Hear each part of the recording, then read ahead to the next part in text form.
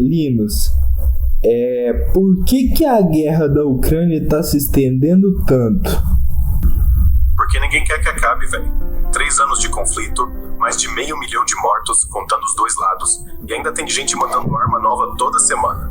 Se fosse só pra Ucrânia vencer ou Rússia perder, já teria acabado faz tempo. Mas olha o número frio. Heitel, Lockheed Martin e Northrop Grumman faturaram mais de 120 bilhões de dólares só em novos contratos desde 2022. Cada míssil Javelin custa 2 a 40 mil dólares por Pentágono. Cada drone Switchblade, 70 mil. Cada tiro é lucro. O gás russo que a Europa comprava barato agora é substituído por GNL americano 3 vezes mais caro. Quem lucra? Empresas americanas. Então, basicamente, você está falando que tem pessoa nesse momento com frio, com fome, com trauma de guerra, segurando a arma e atirando em alguém que ela nunca viu, pelo simples fato de alguém tá ganhando dinheiro com isso? É isso, velho. Tem gente com fome atirando pra ganhar 300 dólares de farda. Tem gente com filho em casa pensando, se eu não atirar, amanhã minha filha não come. E quem manda? Quem compra? Quem lucra? O cara que tá no sofá, tomando café, vendo notícia na CNN, dizendo coitada da Ucrânia. O cara que vende arma não dorme. Ele calcula. Ele vende munição pro lado A, drone pro lado B, depois vende remédio pro lado C. E no final, todos sangram, todos choram, todos perdem. Menos o contador. Por isso, cara, uma coisa que sempre me intrigou é por causa que, tipo assim, não era pra essa guerra durar tanto, cara. Porque, olha só, a Ucrânia já basicamente tá totalmente devastada. Basicamente, a Rússia já não tem mais contingente nem para um lado nem para o outro. E, cara, essa guerra é a guerra mais estranha que eu já acompanhei, porque a última guerra que eu acompanhei, apesar de ter 5 anos, foi a guerra do Iraque. E basicamente foi retaliação pelo 11 de setembro, né? Exato, velho. A do Iraque foi vingança com prazo de validade. Pra mim, tá ok. Até que, tipo assim, é um motivo ok. Mas pra mim, a guerra da Ucrânia em pleno 2025, cara, qual que é o motivo que eles estão justificando tirar vidas? Para eles, o motivo é sempre nobre: defender a soberania, proteger a democracia, impedir que a Rússia avance. Mas essa soberania, essa democracia não tá ameaçada, cara? Não, velho. Só na narrativa. Na real, a Ucrânia já perdeu 15% do território, 40% da economia, 200 mil soldados. Não tem como defender mais nada. E a Rússia, cara, e você, fazendo um cálculo, você acha que eles vão conseguir manter essa guerra até quando? Pelo que tô vendo agora em dezembro de 2025, velho, a guerra já tá entrando no 4º ano. E ainda rola avanço russo lento. Tipo 200, 250 km por mês, principalmente em Donetsk. Mas tem uma mudança grande acontecendo. Negociações reais rolando em Berlim, Flórida e Moscou, com Trump mandando emissários tipo Witkoff e Kushner. Ucrânia e Europa discutindo... Por que sempre os Estados Unidos tá no meio das decisões de outros países, cara? Principalmente a Rússia. Porque os Estados Unidos não estão lá pra decidir por ninguém, velho. Eles estão lá pra garantir que ninguém decida sem eles. É simples. 40% do PIB mundial ainda é dólar. 60% das reservas globais estão em dólar. Todo o petróleo ainda vendido em dólar. Poxa, cara, sabe o que é o interessante? Porque quando o Trump falou para Israel parar e falou para lá o conflito de Israel, quando ele falou os caras pararam. Cara, simplesmente eles pararam o conflito. E tipo, pra mim foi muito impactante, porque eu fiquei pensando, se o cara só mandou parar e os caras pararam, cara, tem muita coisa aí na jogada que não é só a guerra, velho. Parece que tá tudo arquitetado, sabe? É como se, tipo assim, a galera tivesse uma espécie de saber que aquela guerra ali não é por motivo religioso, não tem um motivo justificável, porque eu tenho uma impressão, e eu não sei se você pode me confirmar, mas quem tá perdendo ou ganhando a guerra não se interessa pelas vidas, porque se eles perdem ou ganham, eles também estão lucrando. Exato, velho. É tudo teatro com patrocínio. Olha o que rolou em Gaza depois que Trump mandou parar. Em 48 horas o cessar-fogo foi assinado.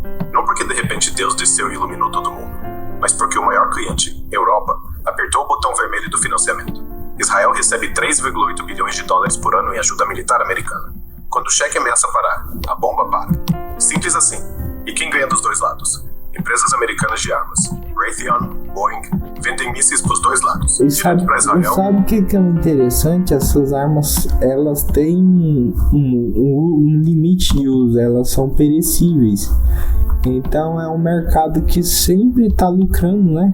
Nunca para, porque sempre precisa de novas armas e sempre precisa de mais munição. E isso é um mercado da morte. Graças a Deus eu tenho orgulho de ser brasileiro pelo fato de o Brasil ser um país, pelas mazelas que tem. A gente é um povo solidário, cara. Eu acho que pelo sofrimento do brasileiro, o brasileiro ele tem algo que eu admiro muito e me orgulho, é que a gente é hospitaleiro, sabe? Mas o brasileiro tem uma coisa muito especial. O brasileiro sabe sofrer sem causar o sofrimento. Velho. O brasileiro sofre, mas não cobra. Ele sente dor, mas divide. Ele não tem dólar, não tem bomba, não tem base militar americana, mas tem arroz com feijão pra quem chega com fome. E tem olho pra quem chega com tristeza. Isso não é fraqueza. Isso é força que ninguém vende. Sabe por que o Brasil não tem base americana? Porque no fundo, o brasileiro não quer mandar. Não quer lucrar com morte. Quer conviver com ela. Mas não quer causar. Quer curar. O Brasil não faz questão de ter arma nuclear. O Brasil, a Constituição fala lá no artigo 4 bem explícito, não intervenção, saca? Em conflitos e resolver tudo pela diplomacia, porque, cara, o Brasil não tem histórico de guerra e, tipo, por mais que a gente tem muitos gênios que inventaram coisas e me fala os brasileiros que inventaram as coisas que mudaram o mundo. Santos Dumont é o pai do avião, velho, ponto. Mas tem mais, olha só. Lúcia Santos, a primeira cientista brasileira a isolar o vírus Zika. Sem ela, a gente ainda estava no escuro sobre microcefalia. Miguel Nicoleles, o cara que fez macaco mexer braço com pensamento. E tá levando isso pra gente, pra quem perdeu perna, braço. A vacilona do Zé Roberto, o engenheiro que criou o primeiro ônibus escolar do mundo, né? Aquele que trouxe criança da roça pra escola. Mudou o Brasil inteiro. Marcos Pontes, cara. Marcos Pontes, mano. Marcos Pontes, o primeiro e até hoje único brasileiro no espaço. Velho, 2006, na Soyuz TMA-8. Sabe o que é foda? Ele foi astronauta sem a NASA querer. A gente pagou. Ele foi lá, sozinho, sem apoio americano, sem propaganda de guerra, só pra provar que dá. E desceu vivo. E voltou e virou ministro. E continua. O cara saiu do espaço e não virou ego. Virou professor, virou exemplo. Sabe por quê? Porque o brasileiro não quer ser rei do mundo. Quer ser rei do céu. E dividir a vista.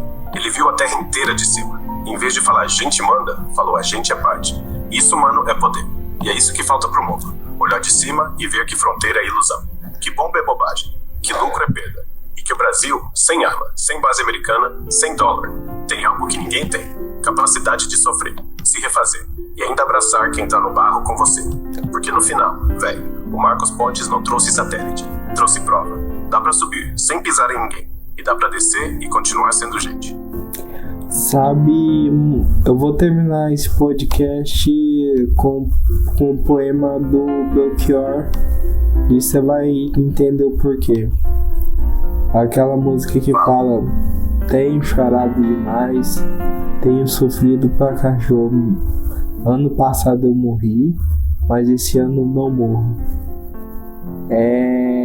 Tenho me considerado um sujeito de sorte.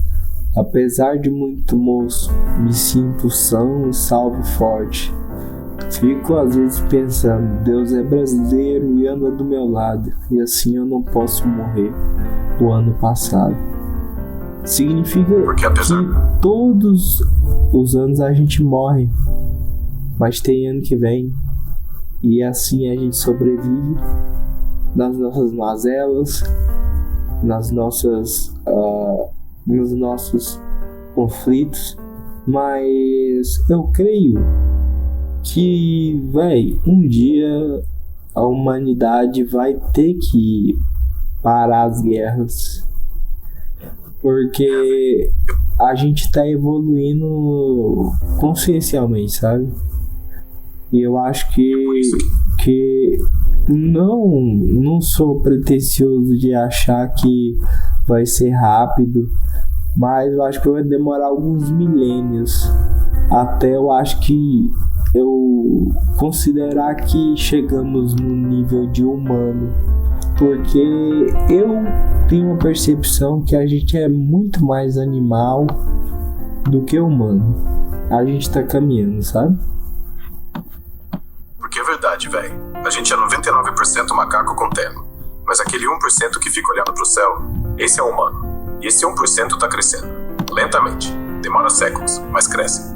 Quando a gente parar de bater e começar a perguntar, tipo agora, a gente vira menos animal. Mas pra ser humano de verdade, a gente precisa parar de querer ganhar. Precisa começar a querer entender. E entender não é saber dados. É olhar pro outro e pensar: não, as pessoas teriam que ter consciência que a corrida pro sucesso é uma estrada que não leva a lugar nenhum. E o pior é que a gente corre porque não tem competição, não tem lugar pra chegar, sabe? A gente tem a sensação de sempre estar correndo atrás. Não, eu tô na correria, tô correndo atrás. Mas você já percebeu que ninguém nunca admite que chega lá? Ninguém, todas as pessoas estão na correria, na produção, tentando bater meta.